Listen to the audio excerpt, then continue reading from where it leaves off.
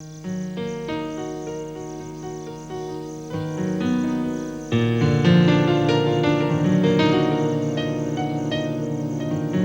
हमेशा से ऐसी न थी।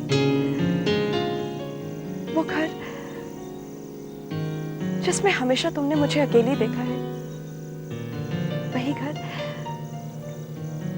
घर कभी मेरी खुशियों का महल था। सब कुछ था उसमें, सब कुछ। हंसी, खुशी, साथ, अपनापन।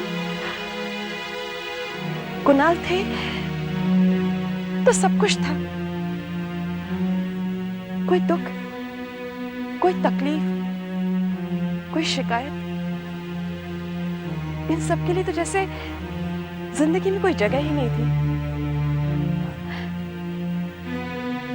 कुणाल ने मुझे इतनी खुशियां दी, इतनी खुशियां दी कि जिसकी मैं कभी कल्पना भी नहीं कर सकती। कुणाल एक आइडियल इंसान थे और एक आइडियल हस्बैंड भी थे। मुझे देर हो रही है, आई एम गेटिंग लेट। आ रही हूँ, बस 1 मिनट। मेरी बीवी भी कमाल है, 1 मिनट चैन से नहीं बैठती। पता नहीं किचन में क्या बना रही है। मैं आपकी पसंद की पुदीने की चटनी बना रही थी आज रात के खाने के लिए। रात का खाना भूल गई?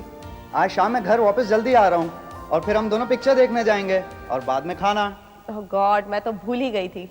तुम भी डार्लिंग, दूसरों की बीवियां बाहर खाना खिलाने, पिक्चर दिखाने और बाहर घुमाने के लिए अपने पतियों की जान खा लेती हैं, और तुम हो कि भूल गई। कुणाल, तुमने मुझे आज तक शिकायत का मौका दिया ही कहाँ है, इसलिए मुझे तुमसे कुछ भी डिमांड करने की, तुमसे कुछ भी मांगने की जरूरत ही नहीं पड़ी। कुणाल, बिना मांगे ही तुम सब कुछ। डार्लिंग, अभी मुझे देर हो रही है, मैं शार्प 5 बजे आऊंगा, तैयार रहना। Okay okay bye. कुणाल, आज सुबह मेरी नींद एक बहुत बुरे सपने के साथ खुली थी, इसीलिए मेरा मन कुछ ठीक नहीं है। देखो, तुम गाड़ी बहुत तेज ड्राइव करते हो, आज प्लीज जरा संभल के और ध्यान से ड्राइव करना। डार्लिंग, बुरा सपना तो तुमने आज देखा है ना, लेकिन गाड़ी ठीक से चलाना, गाड़ी संभाल कर चलाना, ये तो तुम मुझे हर रोज ही बोलती हो। डोंट वरी डार्लिंग, मुझे कुछ नहीं होगा। Okay bye bye. सुबह का बुरा ख्वाब उसी रात हकीकत में बदल जाएगा। अगर मैं जानती तो कुणाल को उस दिन घर से बाहर कभी ना जाने देती। कुणाल 5 बजे लौटने का वादा करके गए थे, रात के 8 बज चुके थे। कुणाल की कोई खबर नहीं थी। मैं सब जगह फोन लगा चुकी थी। ऑफिस से पता चला कि वो ऑफिस से 4:15 बजे निकल चुके थे, और मेरी घबराहट बढ़ती जा रही थी। हेलो कुणाल। मैडम, आप कौन बोल रही हैं? जी, मैं कावेरी बोल रही हूँ। आप कौन? मिस्टर कुणाल सिन्हा की। जी, मैं उनकी वाइफ बोल रही हूँ। देखिए, मैं सिटी हॉस्पिटल से बोल रहा हूँ। I am sorry, road accident में आपके पति की डेथ हो गई है।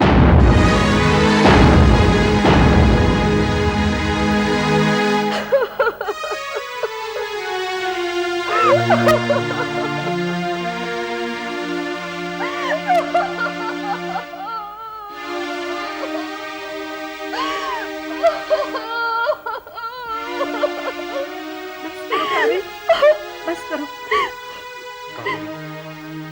शायद भगवान को यही मंजूर था।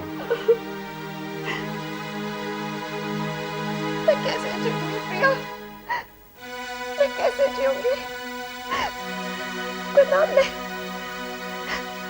कुणाल ने मेरे साथ ऐसा क्यों किया? I can't live without him. I can't.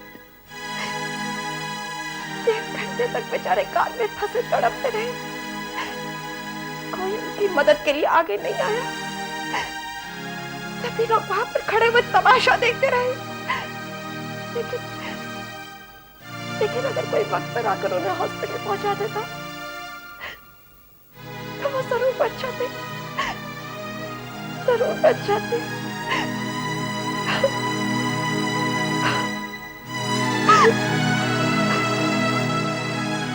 शायद मेरा और कुणाल का साथ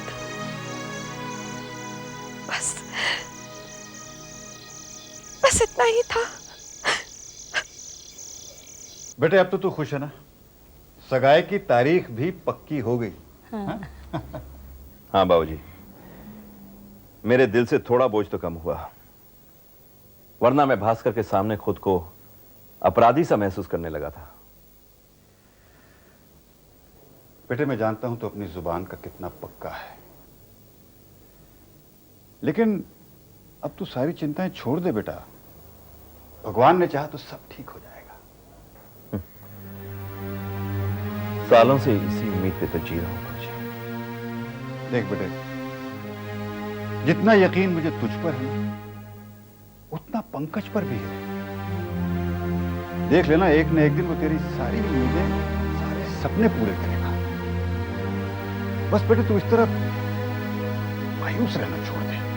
अरे बेटा, मैं कहती हूँ, मेरा मन भी कहता है, अब हमारे घर में बस खुशियां ही खुशियां होंगी। अब कल से ही सब लोग सगाई की तैयारी में जुट जाओ। प्राण, मैं जानता हूं कि पंकज जिद्दी है, तेरे खिलाफ है, तेरी हर बात और हर फैसले का विरोध करता है, जाने अनजाने तेरा दिल भी दुखा देता है। लेकिन एक बात मैं दावे के साथ कह सकता हूं कि वो कभी कोई ऐसी हरकत नहीं करेगा जिसकी वजह से हम सबको नीचा देखना पड़े। बाबूजी, भगवान करे आपका हर यकीन सच्चा साबित हो, पर पता नहीं क्यों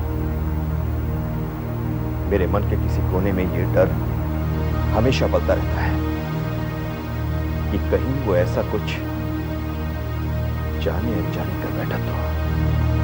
क्या करते थे कुणाल? चार्टर्ड अकाउंटेंट थे। फ्रॉम मुंबई? देहरादून। मैं भी वहीं थी। शादी से पहले हम दोनों मुंबई में जॉब करते थे।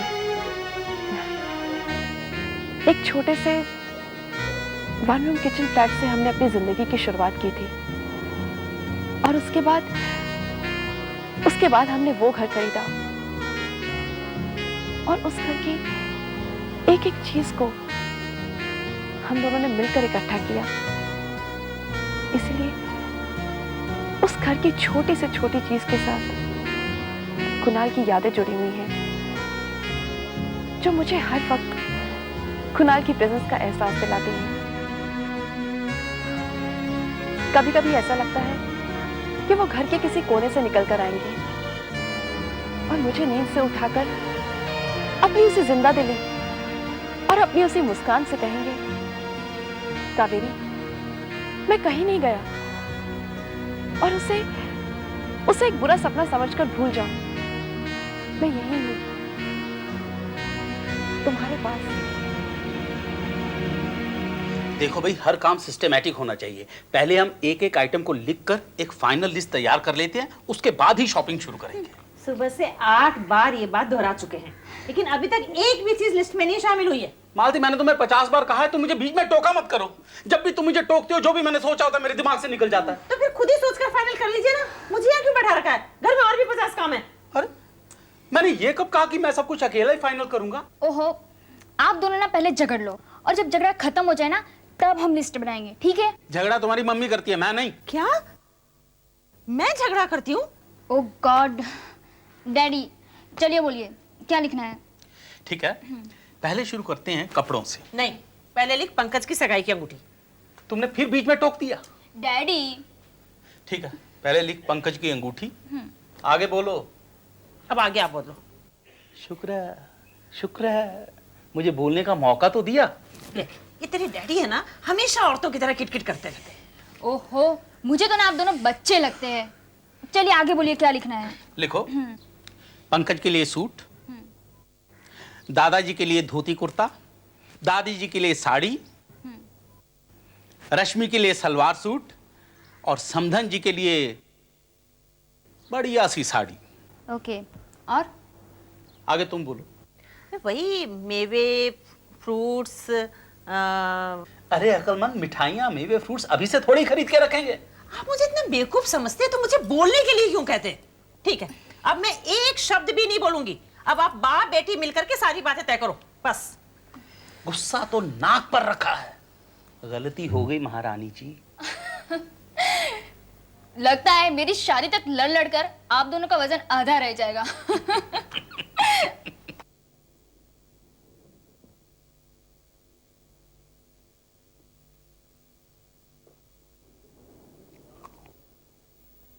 वाह, अरे भाई कुछ दिन और यहाँ टिके रहे तो तुम और हृष्ट पुष्ट हो जाओगी।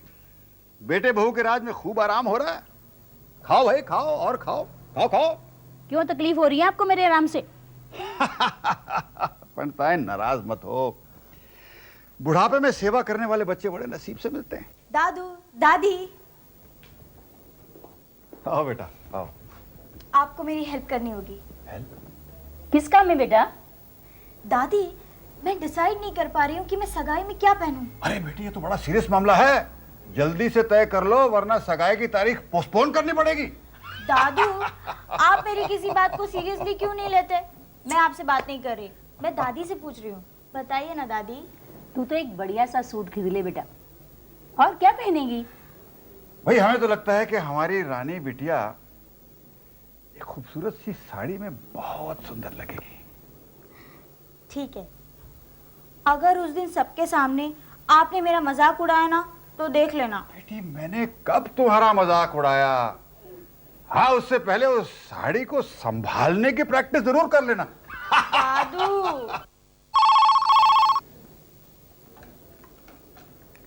हेलो हेलो, कौन? रश्मि? अरे वाह, आपको हमें फोन करने की फुर्सत मिल गई। अच्छा, खुद तो कभी फोन करती नहीं और मुझे कह रही है। कैसी चल रही है तैयारियां मैडम?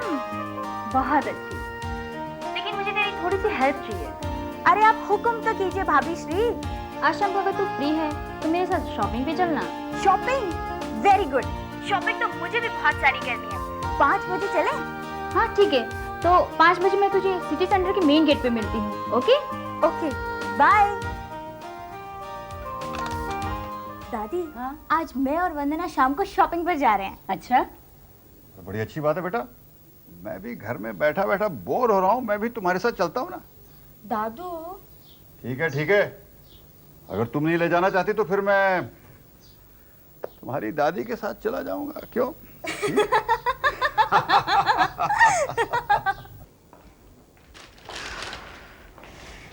बाप रे, मैं तो बहुत थक गई यार।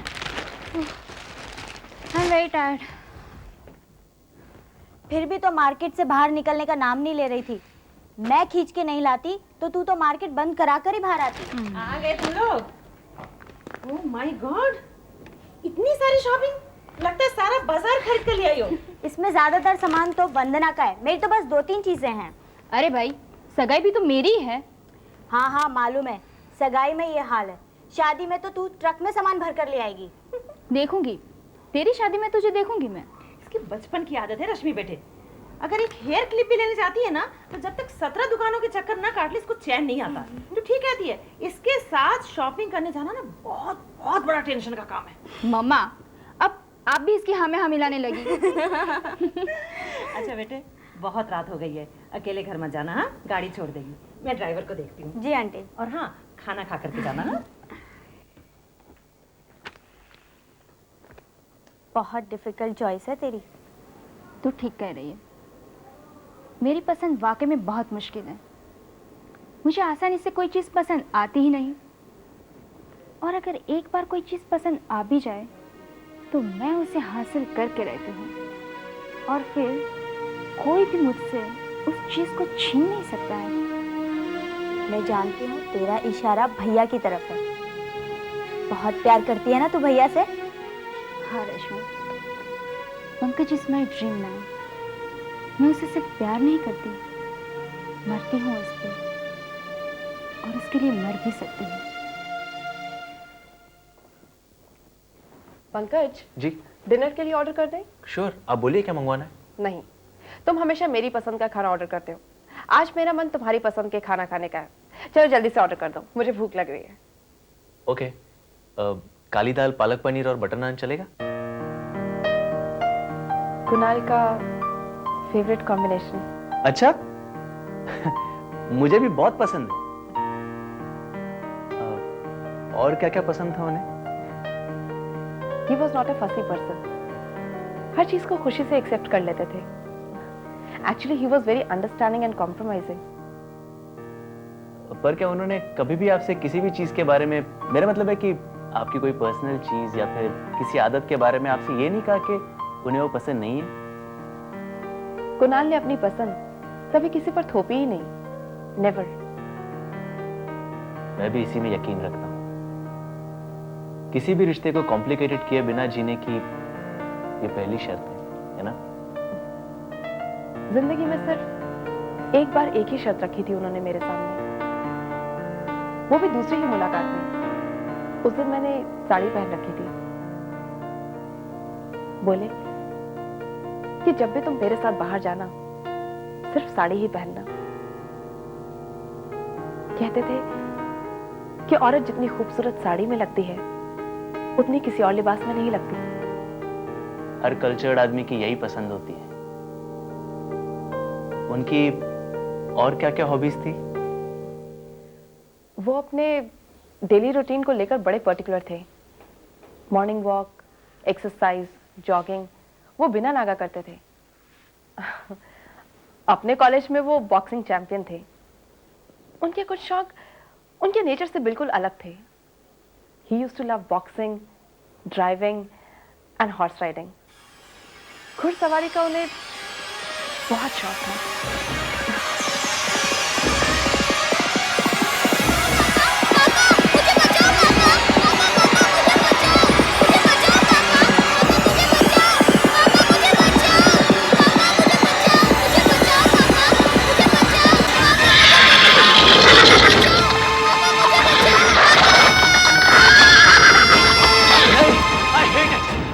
हॉर्स राइडिंग, सख्त नफरत है मुझे घुड़सवारी से। पंकज,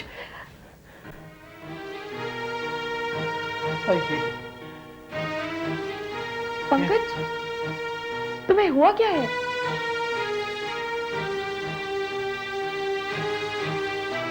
सॉरी पंकज, उस वक्त पार्टी में भी तुम अचानक इसी तरह से चिल्लाए थे और आज हॉर्स राइडिंग का नाम सुनते ही आखिर बात क्या है? What is your problem?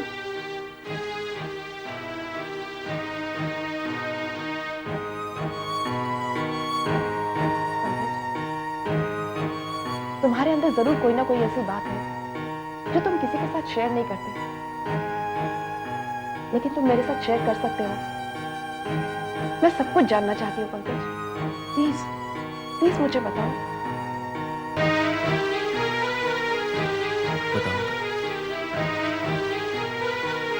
एक दिन मैं भी आपको सब कुछ बताना चाहता हूँ। एक पल में है खुशी और एक पल में है गम। एक पल में है खुशी और एक पल में है गम। कब क्या हो जाए यहाँ अनजान है इससे हम। जाने अनजाने हुए अपने बेगाने हुए। छोटी सी भूल हुई बड़े अफसाने हुए।